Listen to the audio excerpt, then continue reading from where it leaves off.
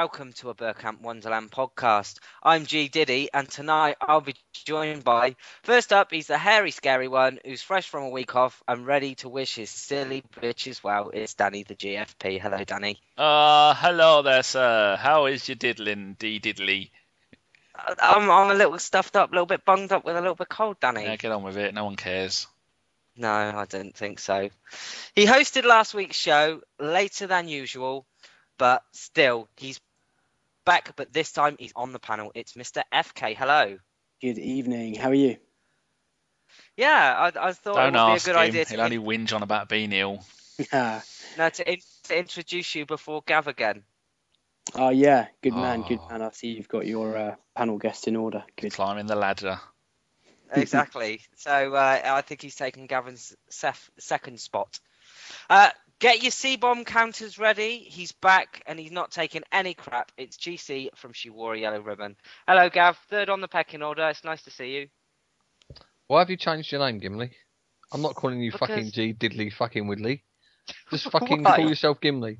Stop fucking changing your name every week. You change your name to FK next and start hosting. Oh. Well, this is the FK show. Guys. And finally, making his podcast debut tonight, our very special guest is Mr. Aaron Savage. Hello. Hello, Gimli. How are you? God, you've got what a deep voice you've got. It's probably just like an accident because I'm in the podcast, so it's gone deeper, unfortunately. And everyone goes on about FK sexual chocolate. If only I could be as smooth as FK. That's the dream.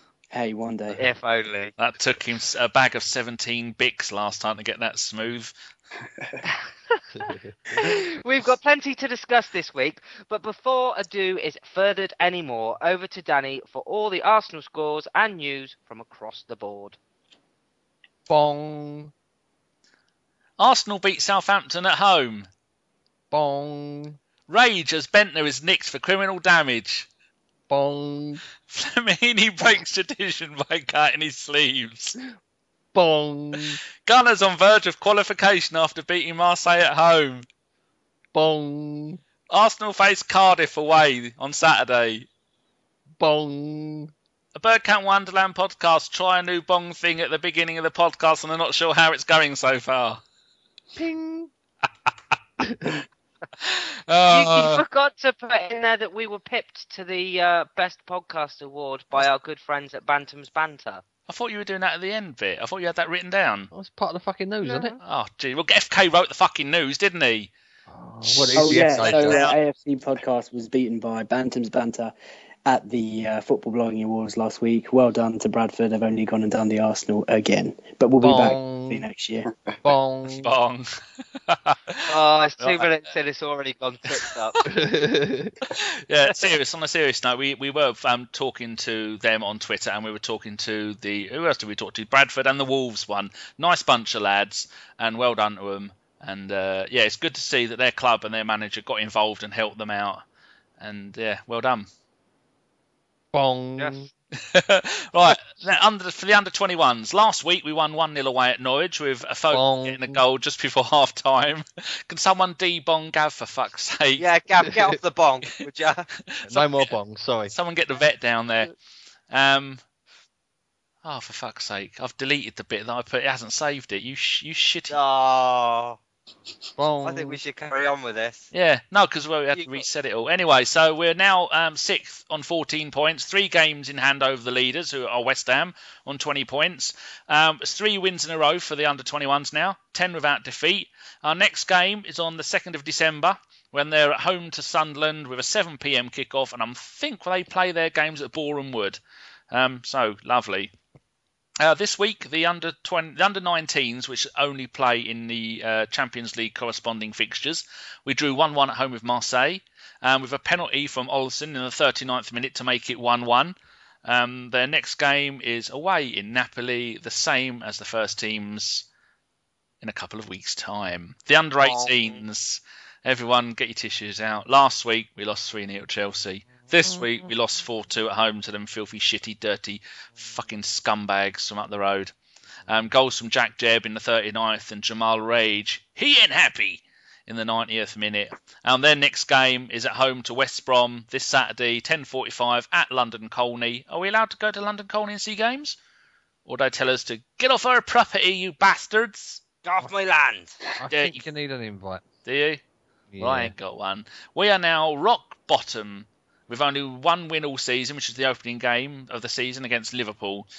Someone did actually make a good point, tweeted us at the podcast account, which is at the AFC podcast. If anybody wants to see it, tweet, say hello. To say that at this stage of their careers, the result is not important as... and they are right. Yeah, it's not overly important. We always hear about dads going to the football and watching their boys play and screaming, effing and blinding and trying to score as many goals as possible. So it's not really about league positions, wins or anything. It's honing your skills, getting games under the belt and developing as a player at that age. We do realise that, but it's just always a bit self-deprecating to have a little bit of a dig at ourselves because we're the first team at top of the league. So we've got to balance it out. It's all yin and yang. The ladies... we've been drawn against Birmingham City in the Champions League. Birmingham City in the Champions League. With the first game on the 23rd of March, by which point we may have already wrapped up the Premier League. You never know. We played them in the Premier League, the Women's Premier League, beat them 2-0 at home and 3-1 away. So that's almost a given. We shall spank those. If we get past Birmingham, we're in the Champions League semi-finals, which is absolutely brilliant. And even more good news, Barcelona and Wolfsburg have been drawn together and are two of the best teams in the competition because so far Wolfsburg are the only ones that beat us. And in the last round, Wolfsburg beat some team 27-0 in one of the games. Cool. And that team they beat 27-0 then beat a team in their own league 20-0. Oh, bloody hell. I know, it's amazing. So there you go. Bong. Biddy, Okay. bong. First up, we're going to discuss Saturday's game versus Southampton. For his thoughts, over to our debutant, Aaron. Yeah, I thought it was a very good game. I think that defensively, especially, we were very, very strong. I think that the fact that Szczesny's been in such good form lately has been proven in our defence's confidence in him, especially after Boric's mistake to award Giroud that goal that he scored. I think that the fact that they were more than willing to pass it back to him when Southampton were putting us under immense pressure the majority of the game, I think it's a testament to his fantastic performances lately. Obviously unlucky with Ramsey and Jack's misses. Fantastic to kill by both of them. But yeah, I thought it was a very good performance on the whole. And FK, I've been doing a little bit of a stat watch myself on this one, and I noticed that Southampton had more shots and corners and overall possession than Arsenal. Do you think 2-0 was a fair result for us?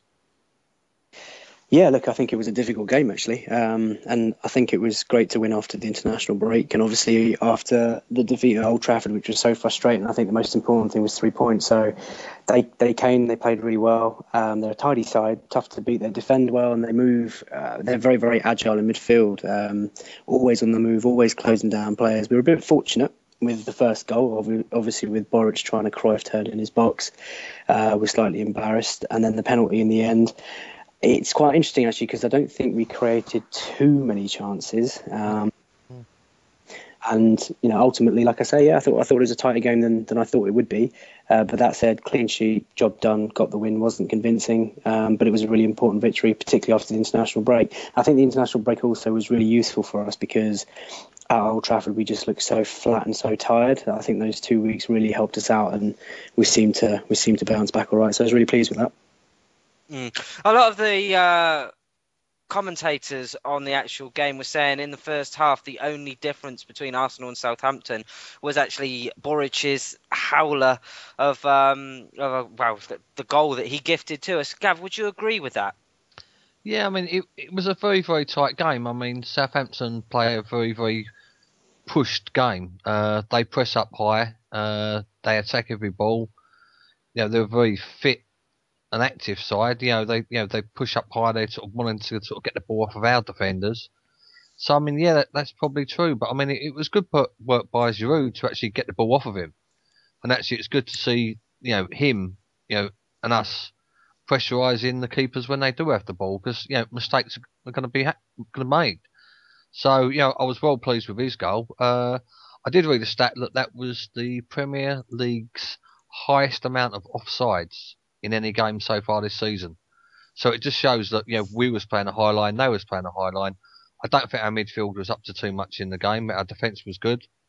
And, it was a workman-like performance, really. So just job done, as FK and Aaron said.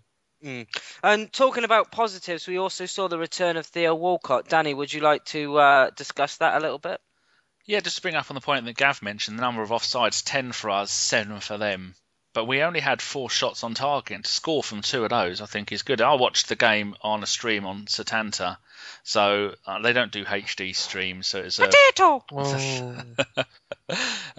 So it was a bit shitty trying to watch it like that. It's good to see Walcott come back. He come on for Cazorla in the 70th minute. I wasn't looking that up, honestly. He didn't do a lot, did he? No, but there again, does he ever do a lot? He either does some good stuff or does nothing at all. It's very rarely do you get a mixture of him doing some stuff and then going cold and then doing some more stuff. It's a little bit weird where he does that. And it's we had the Polish numbers 1 and 2 in goals, and number 3 on the bench for us. But it was nice to see the injection of pace when Walcott came on. I think in previous months we've actually been missing him for that. I mean, I'm one of those people who, if you ask me what I think on Theo Walcott, I'll say not a striker. He's not a striker. I don't think he'll ever be a striker. As a winger, I think that's his primary place in the Arsenal team. Would any of you agree with that? We'll start with Gav. Well, yeah, he's not ever. I don't think he's ever going to make it as a centre forward. Straight through the middle. As cover, if needs be, then against, in an FA Cup game or a lower league, or a team at the bottom of the Premiership, then no problem seeing him through the middle. But when we're playing the bigger sides, you don't really want to see Theo through the middle. He does some of his best work cutting in from the right, and as soon as he picks up the pace and gets back on, to some sort of form, the better off we're going to be. He's just a completely different change to what we've got. And like I say, he's the bit of pace that we need. But, I prefer to see him doing that from the right-hand side than doing that through the middle. I just don't think we've got the sort of game for it, really. But don't you think that have you finished then, or were you breathing? No, I was just... I mean, Gav, did you finish or were you breathing? Oh, whenever you want to take over, Dan, just butt in. So do you think Walcott will be worried now seeing that how well Little G Gnabry, whatever he's changing his name to, is playing on that wing the way that he is absolutely brilliant and doesn't get knocked off the ball? Do you think Walcott is beginning to think, oh shit, I better up my game a little bit if he can up his game, because he's got some competition, which is why I think this could be the chance for him to get more games up front. And then, because we don't have to have him on the right-hand side, because we've got Ozil, Cazorla, and Little G Gnabry, who can play on the right-hand side. Well, and Jack and Ramsey and anybody else who wants to play right midfield. Yeah, I mean, we have an embarrassment of riches. But no, I mean, I think the thing that's going to G Theo up more than anything else is getting his England place back. Townsend seems to have sort of, took his chance when he was given the chance. And as sad as it seems, I think Theo would like to do as well for England, or perhaps better for England than he does for us. And the only way he's going to do that is to be a regular starter for us on the right-hand side of the pitch. You say Townsend took his chance for England. He took his chance, but it took him 18 chances to get that one chance, which is his conversion rate, because he's just fucking... how many chances does he need as a player? I mean, both on form, Theo's the better player by a mile, yeah. But like I say, Theo has to get on form, and the fact that he's got a little bit of pressure, not only at ours, but also at England, might give him the G up he needs. Because we're gonna need Theo. We're gonna need Theo this season, without a shadow of a doubt. Definitely. And Aaron, what do you think Theo Walcott will bring to this Arsenal team with his return? Well, obviously he gives us a different dimension, really. I feel that in our previous performance when he's been injured, that the pace going forward hasn't been amazing. I mean, Ramsey, he has one burst, but then he's met like his max pace, so he can't go any quicker. Jack showed good pace the other day against Marseilles, but the same thing is that once they hit their max pace, they're out. Whereas Theo, I feel that we saw it against Southampton. As soon as he came on, Ozil suddenly was pinging passes forward, and if Walcott's first touch would have been better, he could have put in Giroud. But yeah, I think he's going to have a very tough challenge getting into the squad, especially if Jack plays on the right as well as he did against Marseille. But I think it's nice to have him back in the squad. Yeah, it's nice to have him there and thereabouts. And FK, what's your final thought on Theo? Guys, I'm really pleased to have Theo back in the squad, have him fit, because he's a really good outlet. And I think a lot's been made of his return on Twitter, and obviously Gnabry's, he looks encouraging, and Wilshere seems to be doing a decent job on the right. But look, bottom line, Theo was our top goal scorer last year, lots and lots of assists, electric pace. I think the problem with Theo is that when he's on the ball and he's got a lot of time to think about what he wants to do, that's when he kind of overcomplicates things. Actually ends up doing nothing. But if he is playing with instinct, and often if the ball goes through to him, he's going to miss chances. Every player does, but I think he's better when his game's based on instinct. And actually, I would probably disagree a little bit with Gav, in that I don't think until we've seen Theo play 8, 10, 12 games up front with the supply from Ozil, Wilshere, Ramsey, Cazorla, I don't think you can write him off as a striker per se. But I think in the current lineup, with Giroud playing as well as he is, I think Theo's an amazing outlet to have on the right-hand side. And with the whole England debate, I did a tweet back in October, just looking at the club appearances, goals and assists for people in his position last season, right? So this is the last domestic season. Welbeck, 40 games, 2 goals, 5 assists. Sturridge, 34 appearances, 16 goals, 4 assists.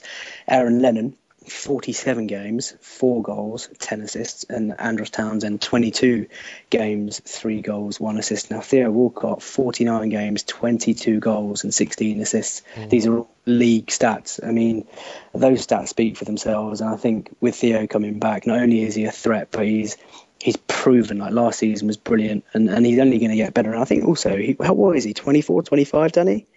Theo Walcott. Oh, right. I was just looking at some stats. I don't know. He's not, I wouldn't like to say. He's been at Arsenal for a long, long time, but actually he's still got 2-3 years. He's still young, yeah. Thinking about peaking. So I think he's a great player to have back in the squad. They better not sell him. Just a bit of a rebuttal there, FK. All these goals and all these assists that Walcott got last year, what position was he generally playing in? Oh, he was playing out wide on the right. And I rest my case. Yeah, but what I'm saying is, if you're saying that you don't think Theo will ever make it as a striker, I think that's probably a little bit unfair, because he needs a bit of time to at least prove himself as a striker. I mean, he's doing really well on the right, but how do you know, Gav, that he might not do even better up front?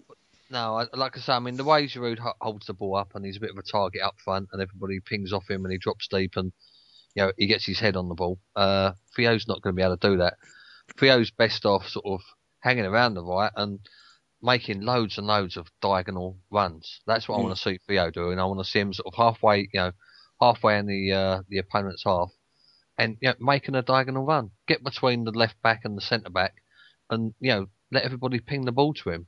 Yeah, that's where I think he's going to be best off, and I'm really looking forward to it.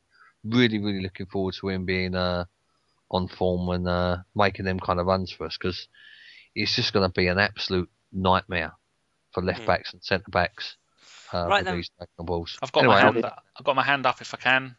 Danny, over to you then. Theo's 24. He's 25 in March next year. The reason why I was writing stuff down, just looking through this site, and I didn't realise if you hover the mouse over the shots per goal, it tells you how many shots per goal our top players have had this season. Giroud, 43. Ramsey, 26. Cazorla, 14. Ozil, 13. Wilshere, 10. Bendtner, 1. And one of our players has a 100% pass success rate. Go on, who do you think it is? Mertesacker. No. Flamini. No. Cielny. No. Flamini. No. Ryo Miyachi. Total passes 4. All of them were perfect. The next one down is Arteta. 92.8%, which sounds really good. He has been on accurate passes 426 out of 459. That, ladies and gentlemen, is truly outstanding. Take a bow, you beautiful haired Spanish legend. How many of them passes were forwards? Doesn't matter. He's gone all Ray Wilkins. Only one was forward, and that was by accident. The rest of them have been crabway sideways. Go on then, Gimli. My hand is now down. I mean, little Jiddy, Diddy, Widdy, or whatever your name is. Gimli? Is he there? Have we killed him? He's got it on mute. Oi, take it off mute, you tit. Stop eating the marshmallows. No, it's not. It's because I'm fucking sneezing with this cold. Literally, I didn't know. Someone told me that I should have taken Lemsip anally. It's not working. No, right, that means once a year, you tit. Oh, that annually. Yeah, and you take it in every working office. Do you know, I really need to learn to read. I feel like Jose Antonio Reyes. Hey, Gav. What? Gypsy can't. Danny said the C word. Danny said the C word. C-triple-A-N-T. Can't. Yeah, I started off a new hashtag in your honour, and the last podcast we did together, Gav. It was Raytard. What a boy's a fucking mong, isn't he? Potato for the second time. Right, next on our agenda is our 2-0 home win against Marseille. It was a game that saw Arsenal dominate in possession and outclass an understrength Marseille team. So over to FK for his take on this one.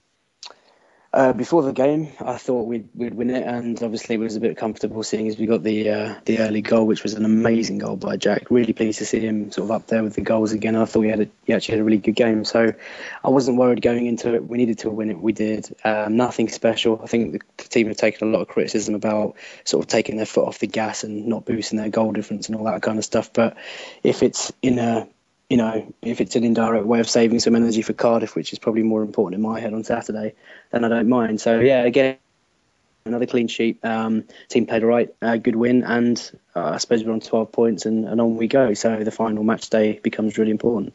And we've said on this show, I think it was about a month back, that Jack Wilshere probably needed a little bit of a rest, let the others kick on with the season, take a little bit of time out and then come back. It looks like he's done that, hasn't he, Danny? And he looks to be somewhere near what he's capable of.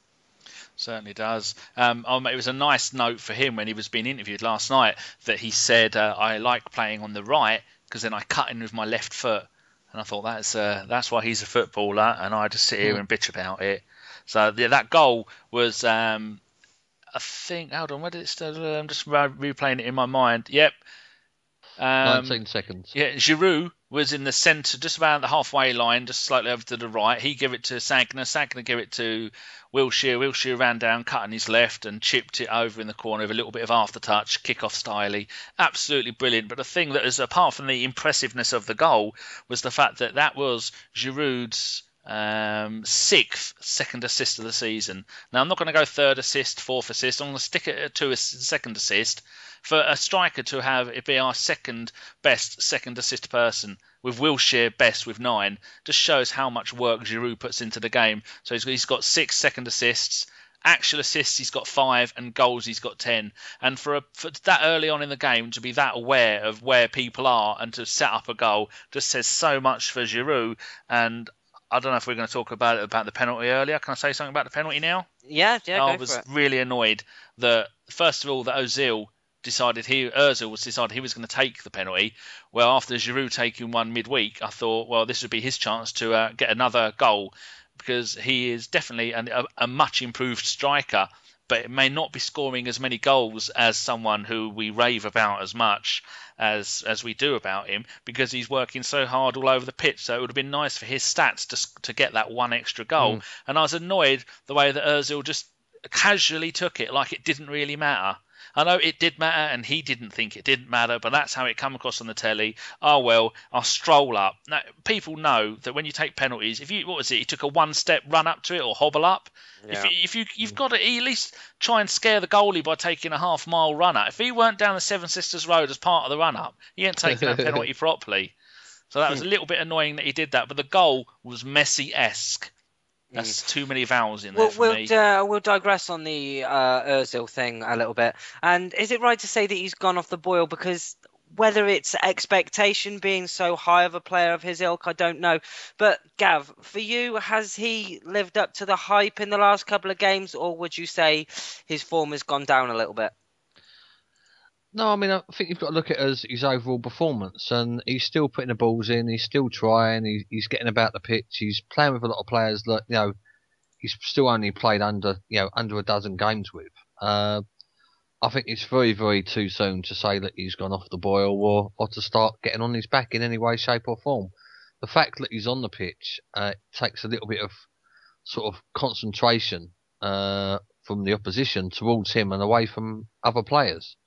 So just by actually having someone like on the pitch, he's creating more space elsewhere for people like Ramsey, for people like Jack. So no, I still like the fella. I think he's doing a good job. He can do better and he will do better. But like I say, he's still fitting in. So give the geezer a chance. Mm.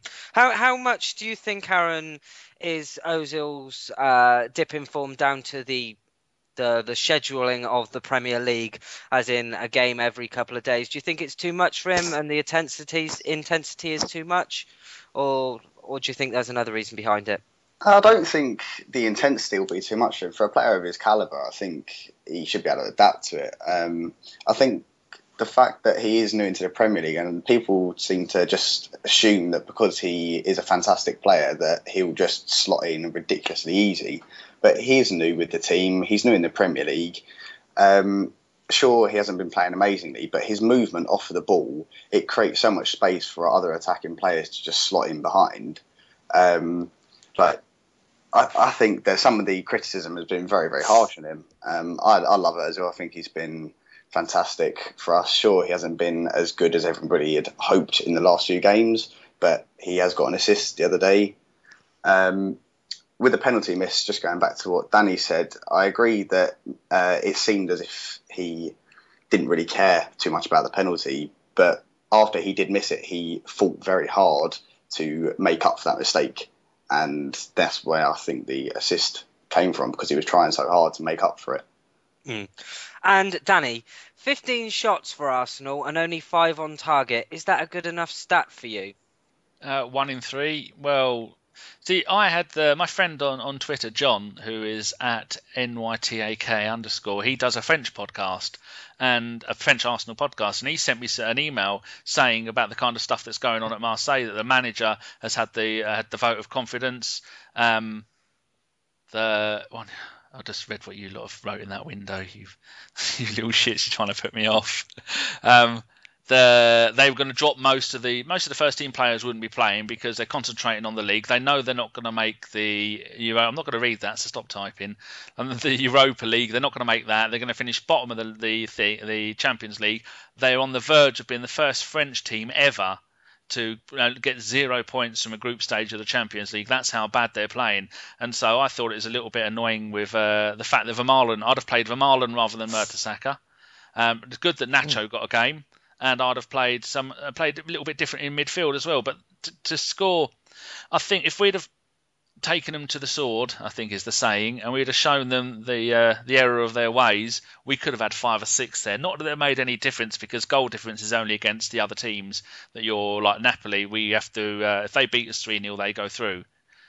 So that's the only. So scoring goals would make no difference like that. So I think we should have scored more. I think the team, because sometimes if you score too early on in the game, it can kill the game off, which I think that's partly what happened last night, which is a bit of a shame, but I was expecting more. I was bored shitless, and Lord Hillwood was saying as the game was going on, this is boring, this is shit, we're missing the oomph that you would have expected from a night like that. That very nicely leads me on to the next question, which I'll go straight to FK for. Good job I didn't read that in it, you arseholes.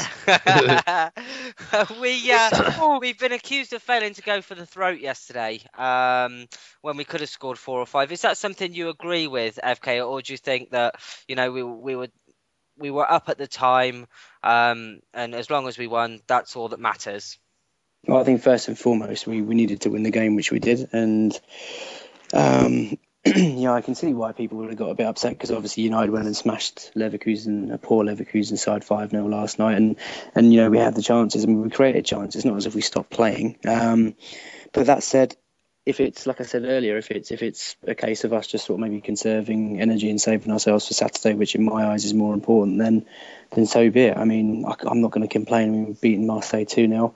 Everything's in our hands. We have to get spanked by more than 3 out in Napoli to go out, and I'm not hugely fussed. I've got to be honest. I think, I mean, it would have been great to win by 5 or 6, but bottom line is we had to win and we did. And Gav. We had big names on the bench yesterday in terms of Cazorla, Arteta and Walcott. A lot of people earlier in the season actually criticised us for not having a lot of strength in depth. Surely with names like that on the bench and still a strong first team 11, would you say they were wrong? No. We've got strength, but it's all in the same place. We've got a nice set of sort of 2 left backs, 2 right backs. We're probably missing 1 more centre back. We've got lots of players that can play in the middle of the park. We haven't got a lot of wingers, and we've only got Giroud up front. So, yes, our bench was probably the best looking bench we've had all season, due to a couple of players coming back to fitness. But yeah, we are probably still missing a couple of players from the squad to say, look, this is a title winning squad. So, like I say, I would still argue to the death with anybody that we still do need to buy at least 2 players, 2 classy players come January. One being obviously a straight down the middle striker. And we'll stick with you for a big talking point that I've seen on Twitter this week is Flamini and cutting his sleeves off the shirt. We won't go into it with too much detail because quite a lot has been made of it, but I'd just like to know your thoughts on it. Well, I mean, anybody who's listened to me or read the blog or read my tweets or the Facebook or whatever knows I consider myself to be a traditionalist. And part of the Arsenal tradition is the captain decides what length sleeves the shirts are for that particular game. And everybody should run out looking exactly the same. I'm not happy with the fact that he's taken it upon himself he's been given this shirt, he doesn't want to wear sleeves and he's cut the arms off. He needs to be brought to task over it, really. I mean, I know it's not a big deal in the scheme of things. I know if it makes him play better with short sleeves, then so be it. But, just for walking out on the pitch, for clapping the 4 stands and starting the game, everybody, wear the sleeves exactly the same. After that, if he doesn't want long sleeves on, let him roll them up. I've got no problems with him rolling the sleeves up once the game's kicked off, if that's how he feels more comfortable. But to take his own scissors to it, I'm not impressed by that, and it just shouldn't happen. End of. And FK, your thoughts on this, please. Look, whilst I appreciate that Flamini wants to be comfortable, needs to be comfortable in whatever he's wearing in terms of socks, shorts, shirts, whatever. If it's a long club tradition, then that ought to be respected. So I'm with Gav. I think it's something that's very old school with Arsenal. It's something that ought to be respected, and the fact that he did it, I think you could tell a lot by Arsenal's reaction in the press conference when he kind of said it will not happen again. You could tell he was a little bit upset by it because it's not the first time. So yeah, I mean it's not really a huge deal, and a lot's been made of it, and people been going mental over Twitter. But I think if it's a tradition, it needs to be respected. Yeah, since when have we not? What is the issue that Flamini has? Is the club saying that everybody has to have the same long sleeve shirts all the time? No, it's not. It's not that long. It's not long sleeves all the time. Basically, it goes back many years, and the captain basically decides to wear on a match day whether it's short sleeve or long sleeve, and the rest of the team follow suit. So I've never heard that before. I remember the days where you would regularly see people with short sleeve shirts, and then Merson would be going around with a long sleeve shirt with his black gloves on. And that was in the mid to late 90s. Yeah, no, that was when they Merson would have been wearing and what some players do when short sleeve shirts are picked, they would wear a longer sort of t-shirt underneath. Are we sure about that? Yeah, which has to match the colours. Yeah, it's like I say, it's been a tradition that one of the history boys will know exactly when it goes back to, but it certainly goes back to the 60s. Well, I always thought there was that thing they used to take the mickey out of the foreigners because they'd have long sleeve shirts, and all the British boys all have short sleeve shirts on a cold and wet December night. That they used to take the mickey out of foreigners because they'd want to have their long sleeve shirts. I think Adam's just done that just to wind them up. Who? Oh, I thought I said Adam. I thought Adam isn't here, the little shit. You mean Adams? Yes. Yeah, probably. Oh, it's just something I was never aware of. It's weird. No, it's always happened. Like I say, they used to wear gloves, or like I say, it's not beyond the realms of what's been going on. If the captain chooses short sleeves for somebody to wear sort of like a long sleeve t-shirt underneath of it, which is legal if it's like colour matching, I believe, by the FA rules. But it's something that's gone on for ages, Danny. And like I say, in the grand scheme of things, it shouldn't be a big deal. But because it's an Arsenal tradition, I believe it should be upheld. Really, like I say, I mean, Wrighty used to tuck his collars inside his shirt. Do you remember when he used to do that? Oh, yeah, the season where we had 98. collars. Yeah, and they used to. I mean, and all players do things like that so that they're sort of a little bit recognisable from everybody else or whatever. And you saying me that footballers are vain? How dare you? Yeah. Have you got anything to say on this, Aaron? I just want to add something quickly. I agree with what FK and Gavin have both said, but I also think it's quite disrespectful to Thomas Vermaelen as the captain. The fact that he's theoretically turned around and said, I don't care what you want to do, I'm going to do what I want, and I'm going to have my shirt how I want to have my shirt.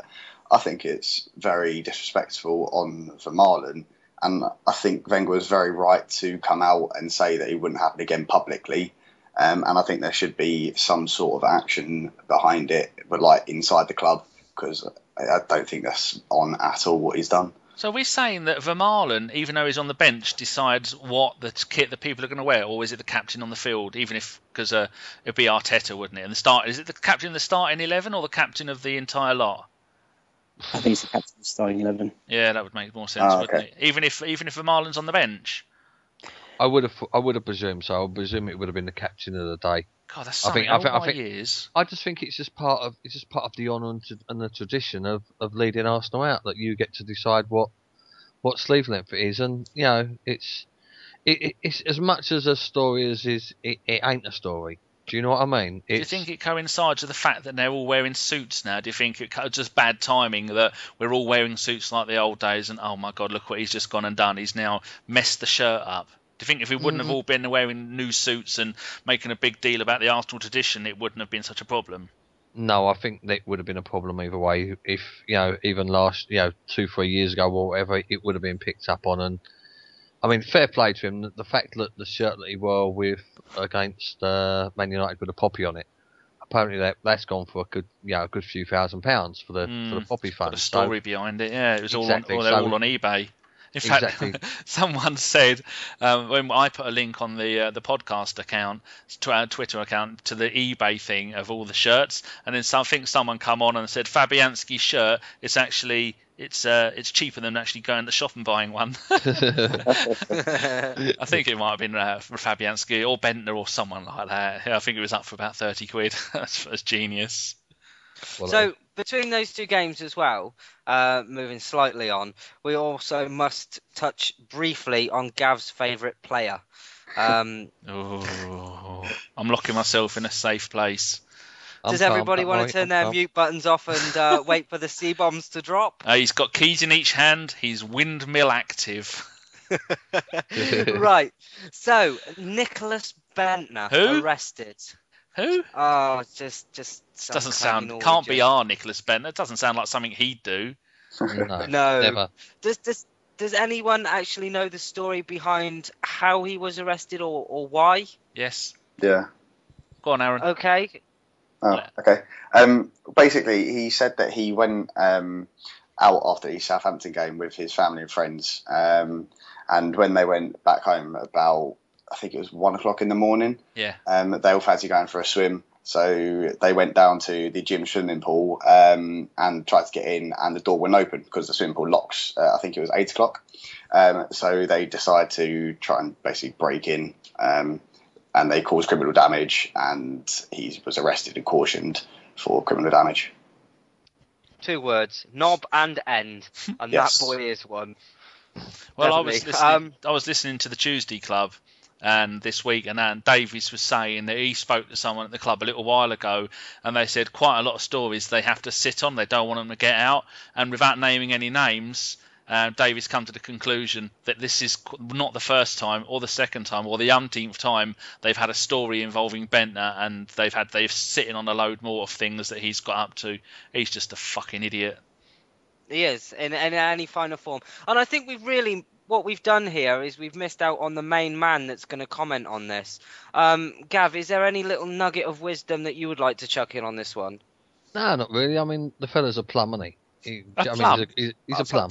That was the wrong idiot. Four-letter word I expected. Had a U in the middle. Yeah. I'll be honest with you. I mean, there's no point me sitting here calling him all the names under the sun. The best thing to happen is for January to come around. Let us pay somebody to take him off our hands, because he's just trouble, and I don't think he can help himself. I just think he's earned too much money at a young age. He's got zero respect for anything and everything, and I would have him train. I wouldn't even have him training with the youth team. I'd fucking every day turn up for training, and I'd put him in the gym and say, right, you sit in there on your own for a couple of hours, and then fuck off. Because he's just bad. He shouldn't be a role model for the younger players at the club. He shouldn't be anywhere near the first team. He's just a fucking idiot, really. And as soon as we get rid of him, the better, really. And this won't be the last time he gets arrested, unfortunately. Well, the thing is, can you see us being able to sell him to anybody? Surely we can just buy his contract out and just go, right, you're done, get out of our club. We don't want you as part of it anymore because you're disgracing the club's name. It cost us $2.5 million, I think. If he's on $52,000 a week or whatever he's on, £1,352,000. So it would be money well spent just to fuck him off. Do you know what I mean? Let him go and play for some. We could have a whip round side. And, obviously, he wants to go and play for Barcelona or Real Madrid, but unless he buys a new Xbox, I don't think he's got much chance of doing that. Or just get given one. Yeah. What was that? I just heard that Gav has put in 50,000. Was that? Yeah, Gav's put in £50,000 so he could move Nicklas Bendtner on, the self-proclaimed plumped.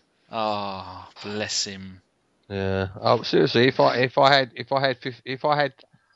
a tenner, I'd buy him a car and just tell him to fucking start driving. Do you know what I mean? There is one thing you can maybe get rid of him before then. Comet Ison, if that's just currently going round the sun, and if it makes it through the sun back towards Earth, it might take us all out, including Bendtner. It'd be the end of humanity, Gav, but it would be the end of Bendtner. Is it worth it? No, not really. No. He's like I say, he's just not. That's the thing. The whole thing about it is that he's just a pointless individual. You sound sad. Even you. No, I know. No, I just can't be. I cannot be bothered to go absolutely nuts about him, because anybody who thought he wasn't going to play up this year, they're the stupid people, because of course he was. Do you know what I mean? He should not be he's just not anywhere near fit enough to go anywhere near our football club. Nice hair though. Well, it's better. At least he's got some, Dan, eh? Hey, cheeky. You know how to hurt a person, don't you? So, Gav, which player wants to make you self-harm the most, Diaby or Bendtner? Oh, don't. I tell you what. Oh, don't. Yeah, Diaby isn't his fault, though, is it? Diaby is a genuinely lovely bloke and a great footballer when he's Liverpool. That's all we have to say. That game is one of his last games against Liverpool. It's not his fault, so that's not even a question, is it? Diaby's a lovely bloke, and hopefully he'll be back scoring goals for us before the end of the week. Like I say, I don't know what's worse, getting nicked all the time or admitting that you wear a Tottenham shirt, which is what Diaby did. Did he? Yeah. Dirty bastard. Yeah, but you changed your tune quickly. Yeah, no. Fuck him. I hope he dies. And the biggest U-turn ever. Was fucking done by Danny.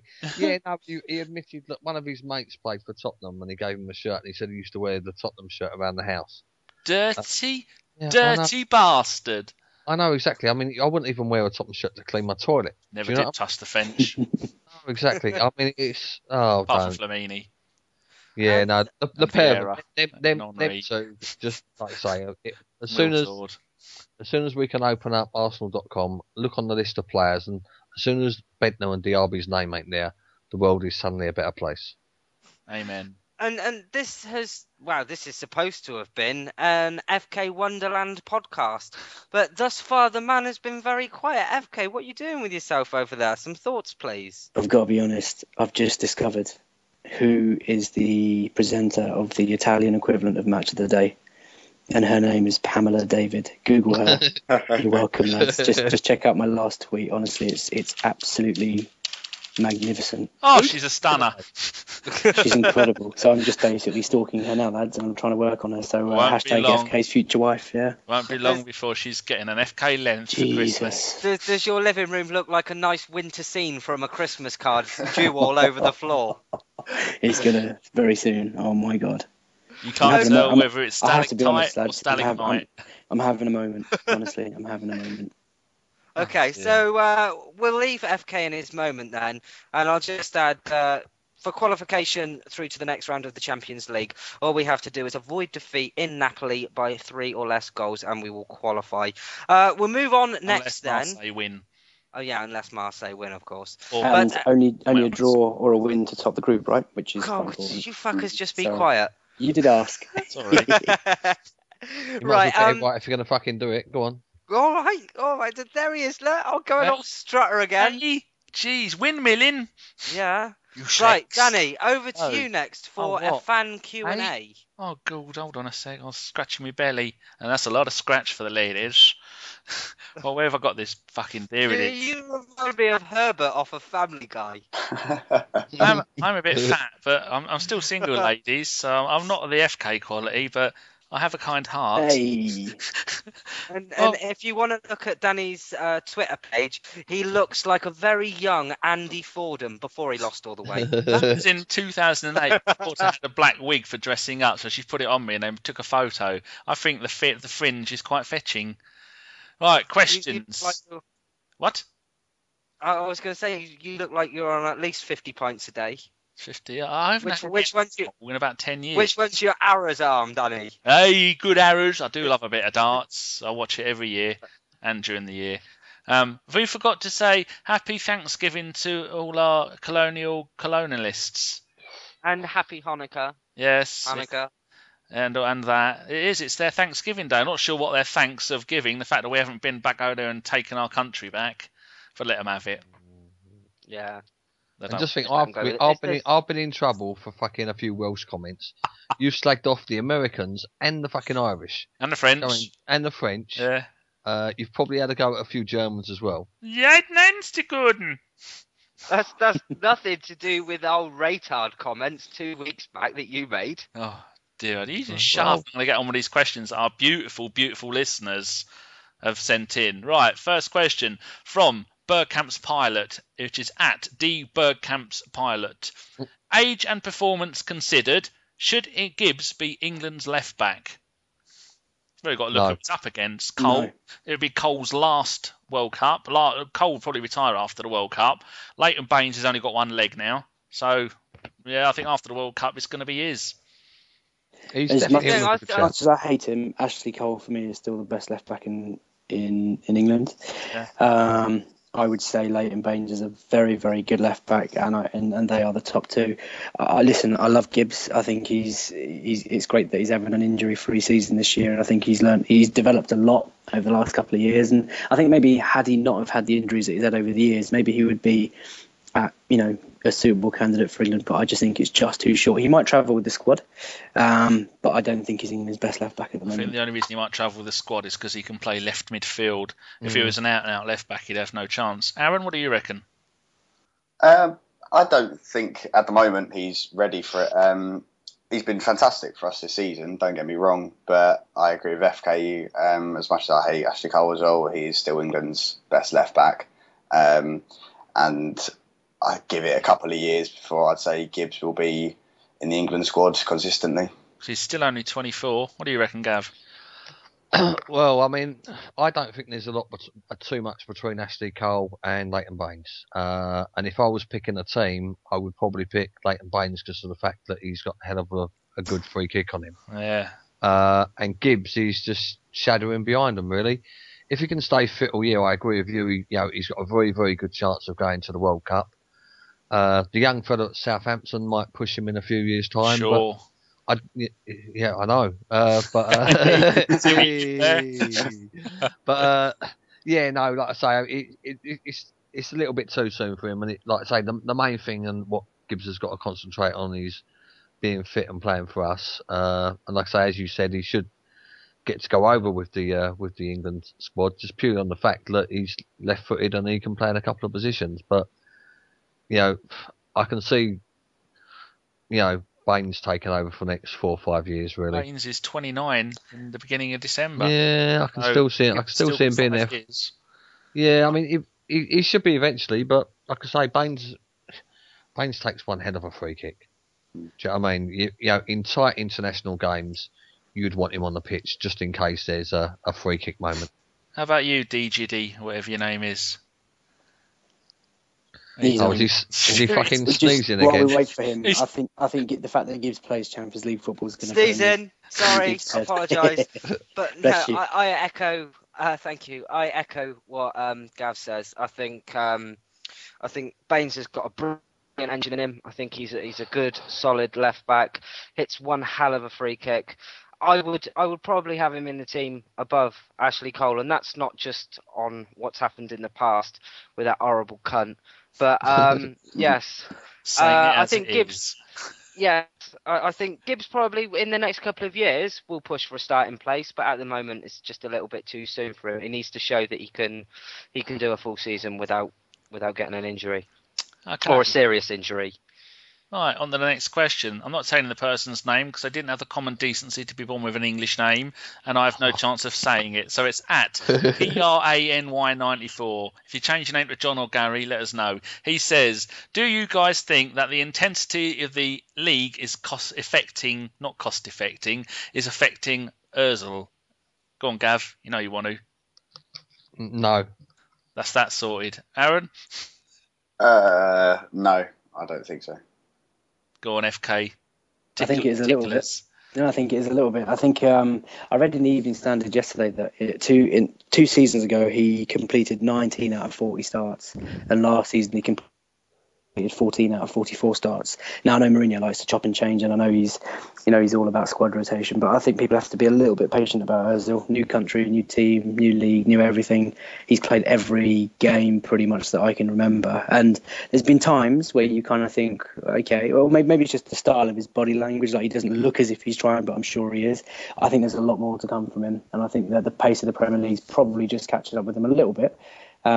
And interesting, I'd quite like to see him maybe rested. Like play against Cardiff on Saturday, and then you've got Hull at home, which on paper you would say 9 times out of 10 it's a home banker.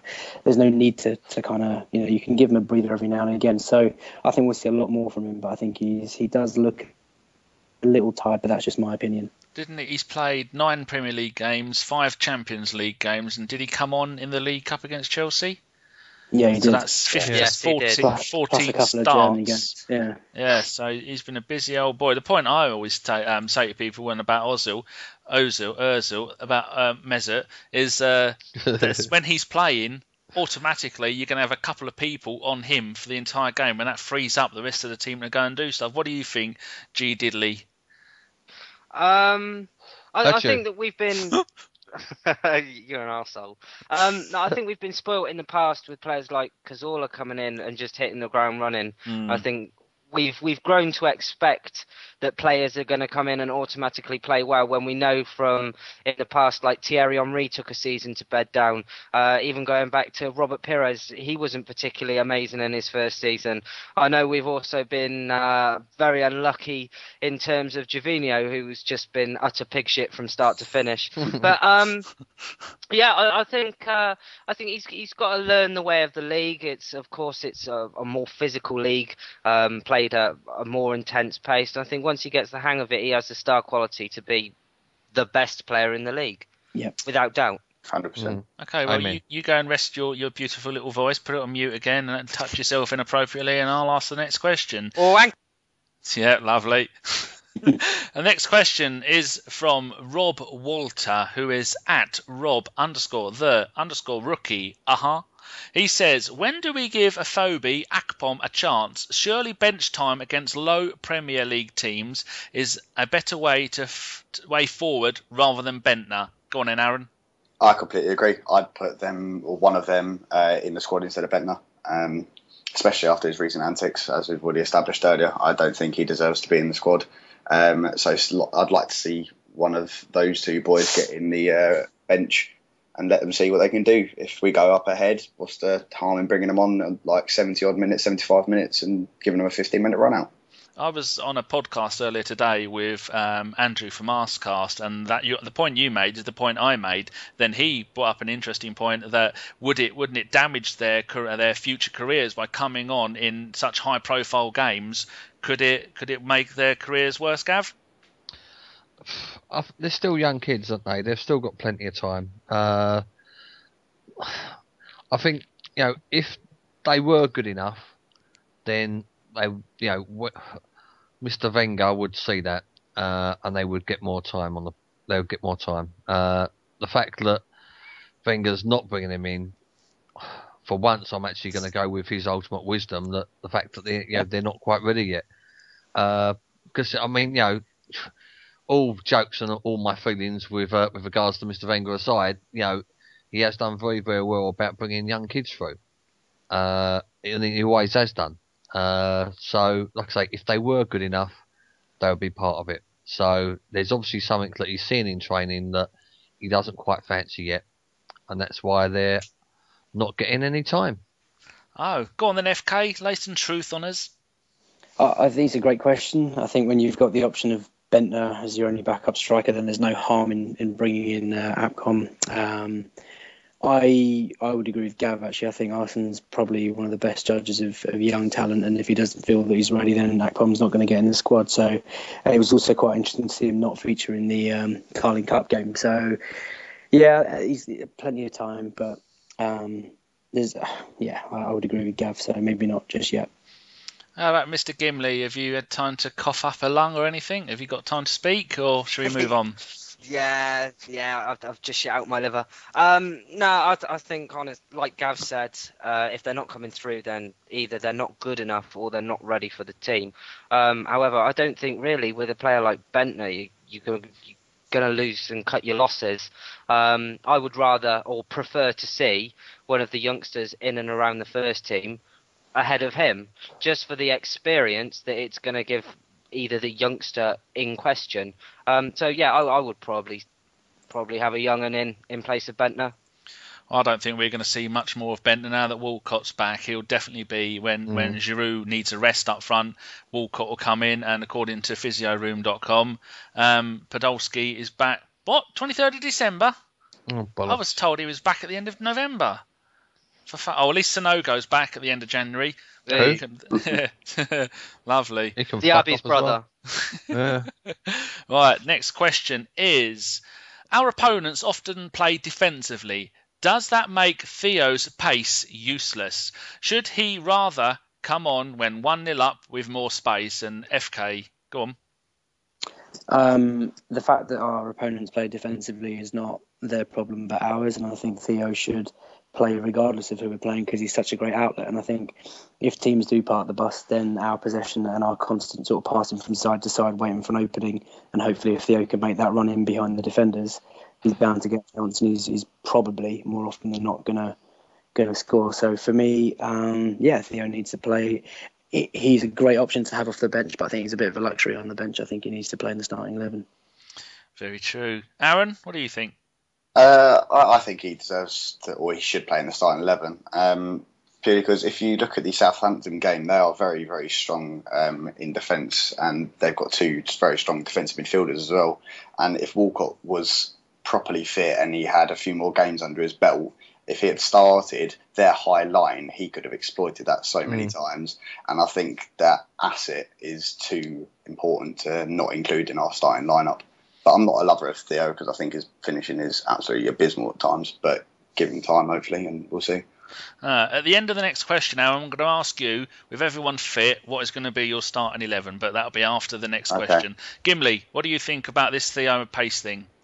I think what you get with Theo that you don't necessarily get from any of the rest of the team is his ability to drift past players and get in behind defenders. I mean, you saw before he got injured, a lot of Giroud's goals came from Walcott squaring the ball after he'd taken on, say, a left back or right back or whatever, and squared the ball to him. I think he does bring something to the team. And I think that he should be in the starting 11, but I think it's just a case of who do you drop to get him in there. With if Jack plays like he did against Marseille, then I really do think he's going to struggle to get there. Oh, yeah. So I think a point to think about when starting Walcott is the fact that him and Sagna have such a great understanding on the right side of the game, of the field, which is sometimes as important as your actual ability yourself is how you interact with other players. Anyway, Next question. Were you going to say something, Mr. Ginn? Yeah, I was actually. I was going to say, just to back up your point there, when you looked at Kyle Jenkinson playing right back, there was absolutely no communication between Walcott and Jenkinson. And the moment that Sagna came back, Walcott's game it doubled. It was that good. So what you said was entirely right. Good grief, sir. Right, next question from Mo with an umlaut over the O. I think that may not be true. Who is at Guna MO14. His question is, do you think we should sign Thierry Henry for the 53rd time in January? Go on, Mr. GC. Let us know your thoughts. No. Is that all you have to say? It was no last time. It's no this time. It'll be no next year. But he has a beard. I know. It's a very good beard as well. Like mine. No. He's got a very good beard. He's.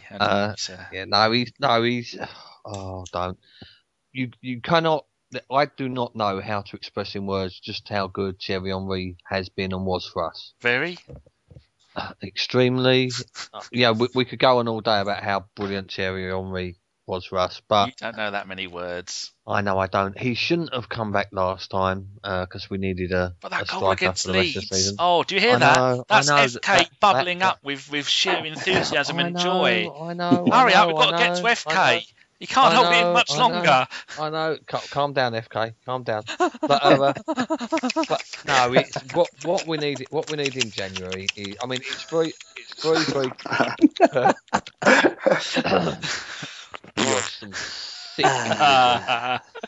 Some sick individuals it's out there. It's a condor moment. Yeah, no, he was like a condor moment. Don't make Strutter angry, for fuck's sake. I'm not going to fucking come and fuck me up. I'm not going to fucking speak if you're going to speak over me, you bunch of fucking razzes. Anyway, right, he's Henry, brilliant the first time. The second time he came in, we needed a full time. We needed a new striker. We didn't get it. It was very much a marketing stroke. Let's do something to cheer the fans up ploy. And he didn't play enough, and he wasn't fit enough. And the level that he plays at the moment is nowhere near the level that we play it in the Premiership.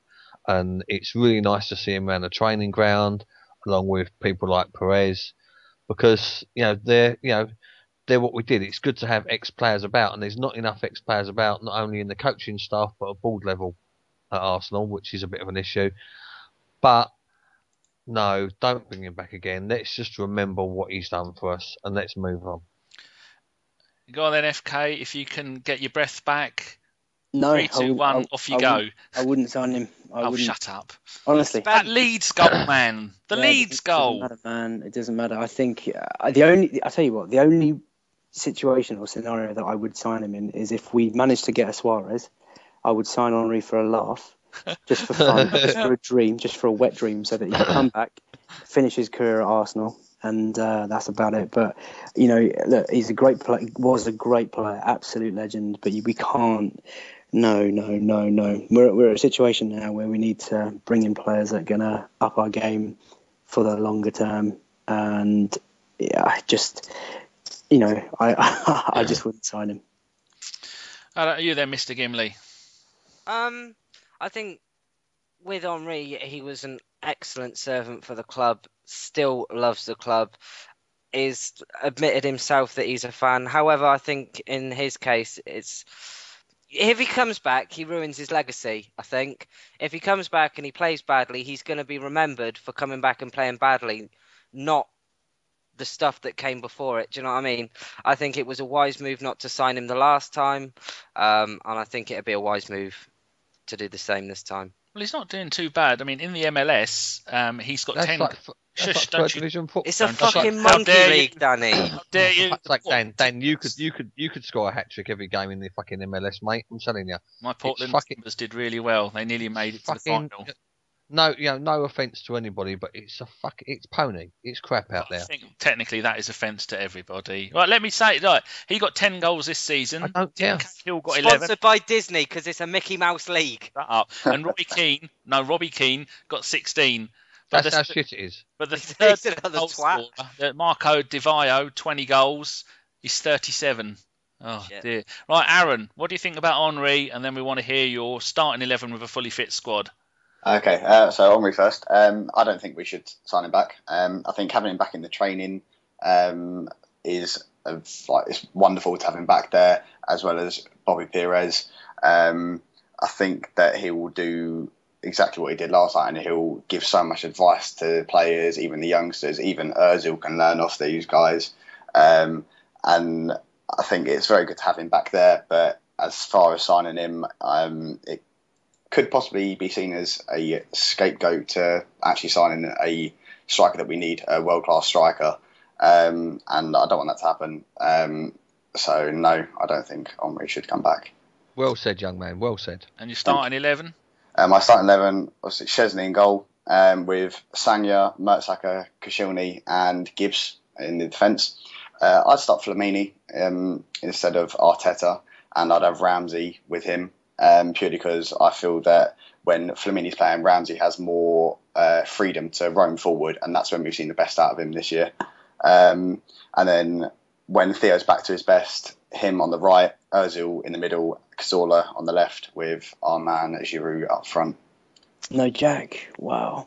I don't think fair. It's very tough. But this is the dilemma that every Arsenal fan's been waiting for such a long time, to have that spot on strength on the bench, and that's the team that I personally would go for. I think it's a lot of horses for courses as well at the moment. I mean, we're going to be playing hopefully twice a week, and hopefully we can play twice a week for the end of the season. So I don't think it's going to be a case of having one specific starting 11. I mean, obviously, hopefully the back four and the keeper will stay fit, and that will stay fairly consistent. But we want to be in a position where we can have Flamini one game, Arteta the next, and Ramsey one game, Jack the next, and Cazorla one game, Podolski the next. We want to be in that position where there's not only competition for places, but we're not going to burn players out by playing them twice a week, every week for a couple of months. So hopefully, fingers crossed, we'll get a decent striker in, and we've got a very, very good first 11 and second 11. Very true. Just a little note on tonight's results. Them lot up in N17 that have got electricity. They managed to go away to Tromsø, beat them 2-0. The mighty Tromsø that have just been relegated from Norwegian First Division. So well done. They're back on form with their £105 million worth of twants. Thursdays is Thursdays. The Waffer League. All right. Have we got some more questions, Kim, that I can ask, or shall we move on yet? It's up to you. I don't have any questions personally, but if you've got some, then feel free to ask away. Jonathan, who is at GoonerJohn777, does the panel take any notice of referee appointments? Who are your favourite appointments, and who fill you with dread? I personally couldn't tell you any referees other than Clattenburg is a lady garden. FK, what do you reckon? Don't really care too much about refs unless it's Mike Dean. Personal favourites I actually think Howard Webb's a decent ref, and I think is it Phil Dowd? I think Phil Dowd's a decent ref as well, but the others now don't. Fat Phil Dowd. But no, he's lost a lot of timber as Phil Dowd. He has. Yeah, he has. But yeah, those are the only two. But to be honest, the whole thing about refs, I think when you talk about refs after a game, and specifically after a defeat, I think that says all you need to know about your team's performance.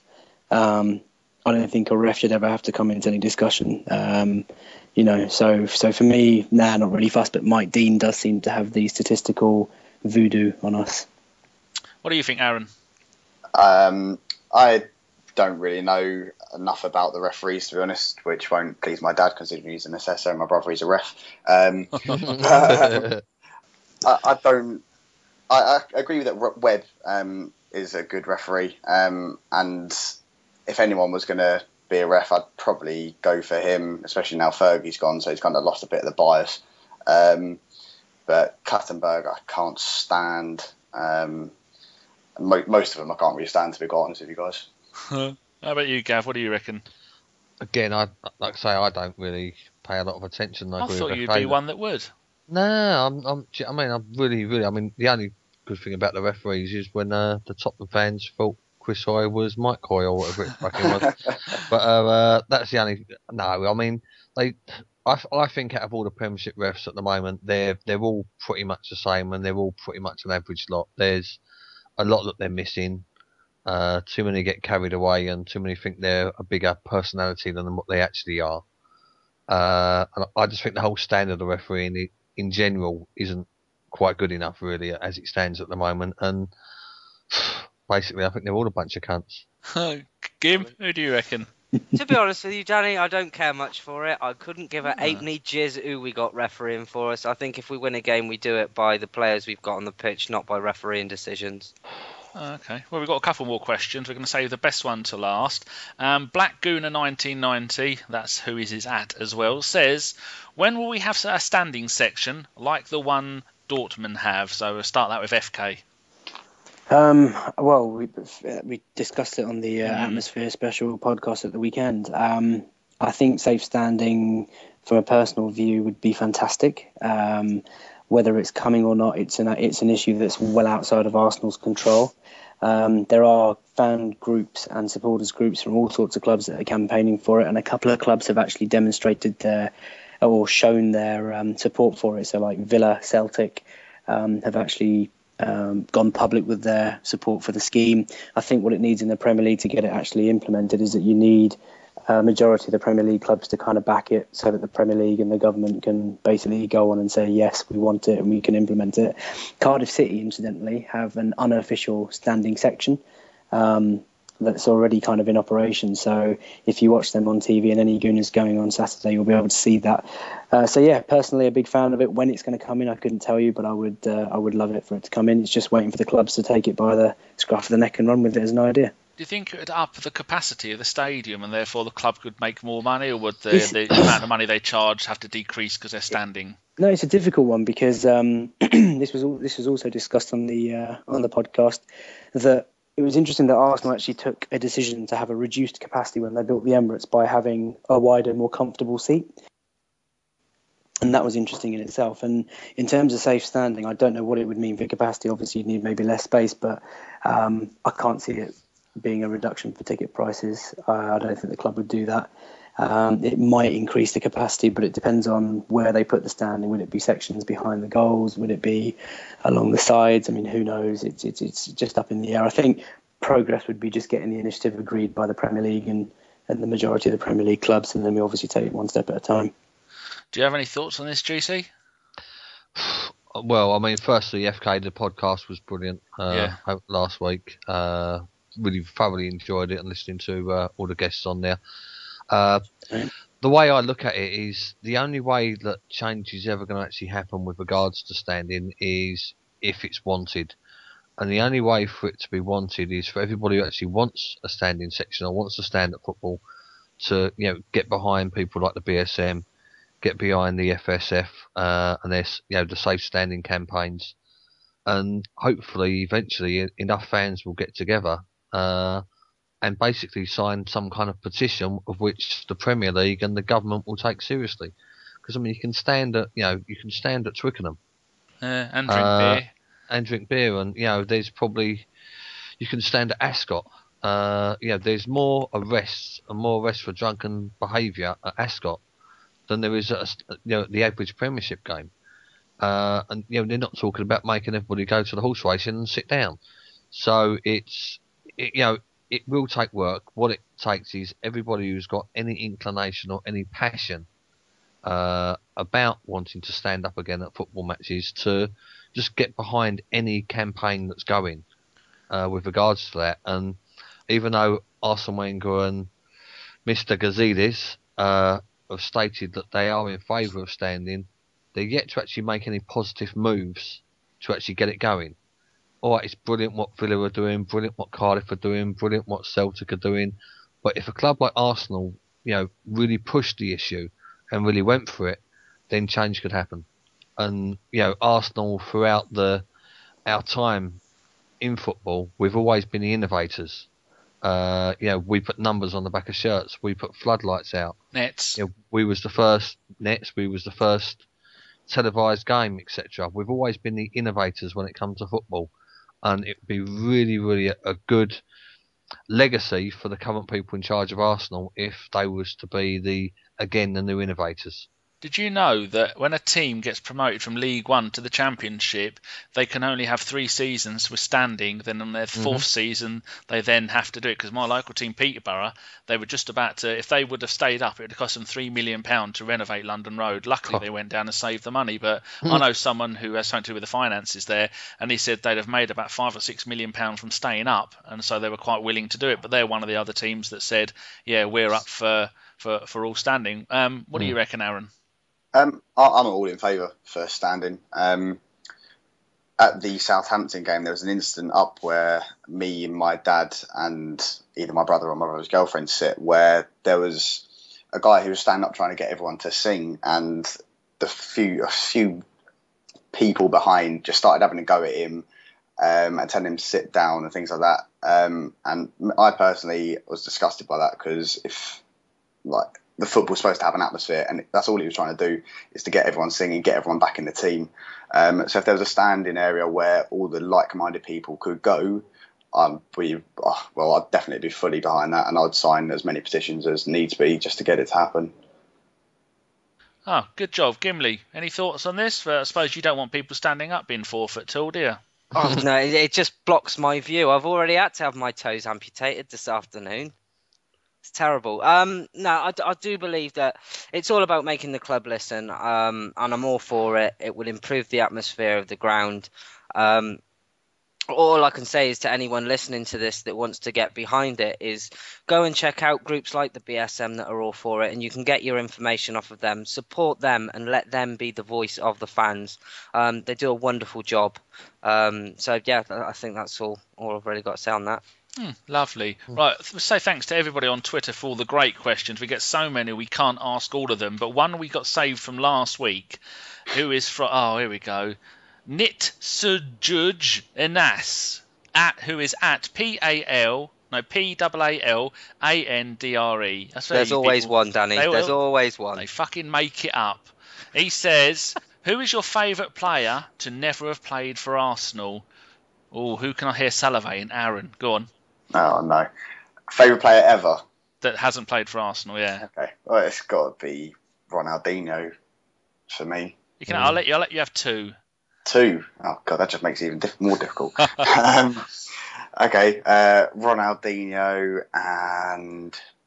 I don't know, come back to me for the second one. Okay, FK? In today's generation, existing players? I suppose it would be best. Say in the era of the Premier League. Gerrard and Scholes.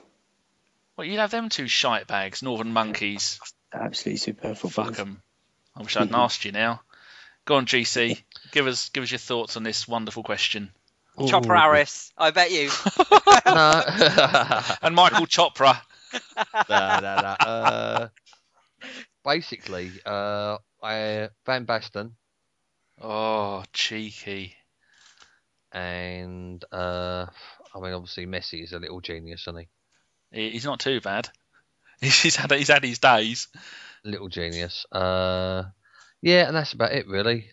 That's about it. That's like I say, always like Van Basten, really. So that it would have been. I mean, obviously we got the very, very, very, very, very close second best to him with Mr. Bergkamp, but certainly did. Yeah, but like I say, Van Basten. Oh, Gimli, anyone for you? I suppose it would be Dennis Wise, a fellow short person, and and another Oompa Loompa. I can't think of any. Go on. For me, I'd probably go with Aaron. I think Ronaldinho, just some things that he could do with the ball just gives you a boner, doesn't it? But no. Yeah, Do you not like him, Gav? No, I do, but it wouldn't exactly get me rocks off. Do you know what I mean? But I just think No. it's natural talent. If you want to get sexually excited over footballers, then that's down to you, mate. Oh, it beats being sexually excited over a manager, eh, Gav? Arsene Wenger lover. So which ones are you picking in, Gim? If I get two, then it would be Ronaldo and Ronaldinho. You and your Rons. My one would be Roberto Baggio, who is an absolute legend. Maldini. And it's a toss-up between Lothar Matthäus and Romario. I think I'd go Romario just because he is absolutely beautiful, a beautiful player, and my player selections are so rubbish compared to. Oh, then if you had to have two that weren't British, then FK, what would you have? Oh, Cristiano. Hey, he's not bad, is he? Did you see that hat trick for Poland? That was for Portugal. Ridiculous. And it would be really interesting to see how Zlatan Ibrahimovic would have got on Arsenal. Yeah. There's pictures on my site of when he signed, when he had the shirt. Yeah, exactly. He said, "I am Zlatan. I did not do trials." But he spends most of his time offsides. Literally, last time. That's his nose. His nose is offside. The rest of him isn't. Last time he left London, they had to fucking delay the flight because he was offside. Jesus. Oh my God, so many. Iniesta. Do you know what? Actually, I'd scrap Ronaldo and I'd put Roberto Carlos in there because I think Roberto Carlos is one of the best left backs you will ever see. That goal in Tournoi de France where he just bent it. Oh my God. Zidane would have fitted in very, very nicely with Bergkamp as well, wouldn't he? Would have fitted in very, very nicely. That's a great question. Who asked that again, Danny? If you could just repeat the name. Oh, here we go, because it's someone who's... That was at Paallandre, and I'm not reading out his first name because it's unpronounceable. Gim, back to you. Okay, so what we're going to do now then is we're going to do some predictions for the game against Cardiff, and we're going to start with you, Danny. I was just talking to Angry Colin from next door. You want to shout hello, Colin? I found out this afternoon he did 27 months in the Norwegian Merchant Navy. Give him some oxygen. He sounds like he's dying. He's died many, many times, and he is also killed many, many times. Okay, so tell him. Diddy says hello. Diddy says hello. Some little Welsh shitbag who you would stand on and not even know he was there. Apart from fucking Welsh. It's not fucking well. He's fucking well. If you live there, your DNA is morphing to Welsh DNA as we speak. I've told you this before. I'm more Italian than I am Welsh. Yeah, whatever. Yeah. I will say 1-0 and Mr. Ramsey to score and not celebrate. Okie dokie. And over to Gav. Just so that I get exactly the same as Jeff, I'm going for 2-1 with Giroud scoring the first goal. Okay, FK. Because that's what Jeff's going to pick. I thought he had 6-0 with Diaby scoring every goal. Yeah, let's hope so. Okay. FK? What I'm going to predict and what I think actually will happen is two completely different things. I'm going to take a risk with my prediction because I need to catch up Jeff. So I'm going to go with 3-1 Arsenal with Cazorla getting the first. But in reality, I think it's going to be a really difficult game. And I just don't think it's going to be as comfortable as maybe all of us are thinking away we win straight away. So we'll see what happens. Okay. Aaron? I'm going 2-1 and Cazorla to score the first. Fantastic. And I'm going to go 2-0 and Giroud. Okay, fantastic. Right then, boys. If I could have your shout-outs then. And Aaron, we'll start with you, please. I've got one today, and it's for a guy who goes to my uni called Connor Tyrone. It's at Connor, CONOR_04. Massive Arsenal fan. He's a big fan of the podcast as well. So if anyone wants a really good chat about Arsenal, add him or follow him, and he's more than happy to do it. Fantastic. And to Gav? One of my mates had a bit of bad news about his father the last few days. So like I say, my shouts to my mate Hilsey. Good luck, mate. Everyone's behind you, and everybody wishes you and your family all the best. Fantastic. FK? One shout out this week, gents, and that's for a guy called Jack, who is actually an existing ball boy at Arsenal, a young Arsenal fan, big Arsenal fan, and he also writes a blog. He's available on Twitter at jdilloncarter, JDILLONCARTER, and his blog address is jdilloncarter.blogspot.co.uk. Great follow, really bright young lad, and passionate about Arsenal. I thought you were going to say that Jack Starr fella then for a minute. Who is he? Asshole. I want to say a little thank you to Aaron Farrell, who started our Facebook for us, get it all up and running, kept it ticking over, and now that GC and Steve have got more free time, he's handed it back to them, and now they're running it. So thanks for the hard work you put in, Aaron. Aaron Thank Farrell, you, Aaron. that is. Yeah, Cheers, Aaron. So if anybody wants to follow Aaron, he's a lovely bloke. And just don't mention potatoes or dwarfs because you'll get the right fucking arse. What's the link to the Facebook page, Danny? It is www.facebook.com/the AFC podcast. Is that right? That's correct. Fuck me sideways, sir. I want to say hello to Owen and Steve. You know who you are, you cheeky monkeys. You've both been a little bit quiet on Twitter lately. And then say thanks to Daniel Cowan and Stokes for inviting me on their potty-mouthed podcast this afternoon with Andrew from Arsblog. It was a right old giggle, and sorry, I kept forgetting what the questions were because I was playing FIFA, watching UFC, and telling my daughter not to speak when she come in, so I kept losing what they were on about. But it's a right giggle, so go and have a listen. Fantastic. And my shout out for this week goes to a lovely guy on Twitter called Josh. His handle is @JSteele14, and he's a top gooner who always gets in touch with us every week asking questions and saying how much he's enjoying the show. So just a shout out for him. We'll end tonight's show by sending our best wishes to club legend and ex-assistant manager Pat Rice, who was diagnosed with cancer this week. In his playing career at Arsenal spanning 3 decades, he managed 528 appearances, scoring 13 goals. Then, after a brief spell at Watford, came back to Arsenal as a coach in 1984 and retired as assistant manager in 2012. All of us at Bergkamp Wonderland would like to send our best wishes and wish him a speedy recovery. Get well soon, Pat.